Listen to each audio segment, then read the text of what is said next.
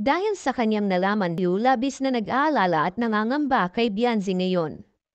Ito ang pag-uusapan natin maya-maya lamang. Pakiusap patapusin ang video para malaman ang nilalaman nito at kung bago ka pa lang sa aking YouTube channel, paki-subscribe para lagi kang updated sa video ng mga kalingap.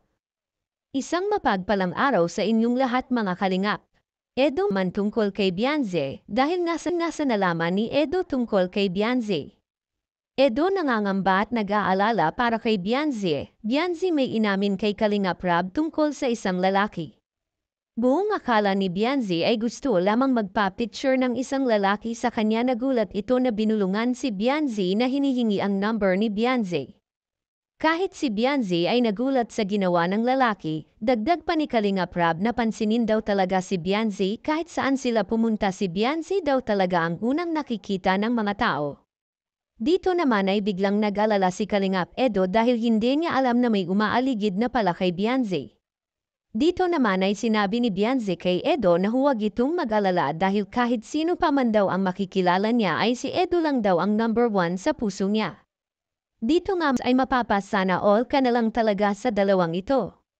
Talagang hindi nila bibitawan ang isa't isa. Marami na naman mga supporter at viewers ang pinakilig ng dalawa.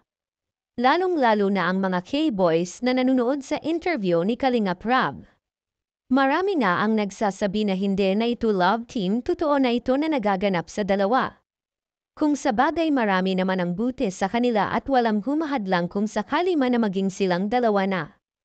Dahil wala naman problema sa mga magulang ni Bianzi at lalo naman sa side ni Kalingap Edo dahil mama pa lang ni Kalingap Edo ay butong-buti ito kay Bianzi. Lalong si Kalingap Rab na suportado ito kay Edo, lalong walang problema sa kanila. Pero ito ngang si Kalingap Edo ay nangangamba dahil maraming umaaligid kay Bianzi ngayon, lalo na at malapit na ang pasukan. Mag-aaral na si Bianzi sa kolehiyo, hindi na ito mababantayan ni Kalingap Edo. Pero si Bianzi na rin mismo ang nagsabi na 100% hindi siya titingin sa iba. Sana daw ay makapaghinti pa si Kalingap Edo hanggang sa makatapos siya. Grabe, Mars, talagang minahal na ni Bianzi si Kalingap Edo ng totoo. Hanggang dito na lang muna ang update ko. Huwag natin kalimutan suportahan ang ama ng Kalingap na si Val Santos Matubang at ang kanyang anak na si Kalingap Rab at ang munting channel ko ito. Maraming salamat po. God bless sa inyong lahat. At yun na guys ang nangyari sa EDC guys, no? Hanggang dito na lang ang ating reaction video ngayong araw na to guys, no? At kung bago ka pa lamang sa aking YouTube channel, please like and subscribe na rin po at pakipindot na rin po ang notification bell button para updated po sa mga ilalabas nating mga reaction video mga kalingap, no? At suportaan po natin ang buong kalingap na si Kuya Val Santos Matubang, Ate Ana Vlogs, Kalingap Rab, at buong Kalingap team at mga Kalingap reactor guys, no? Hanggang dito na lang ang ating reaction video.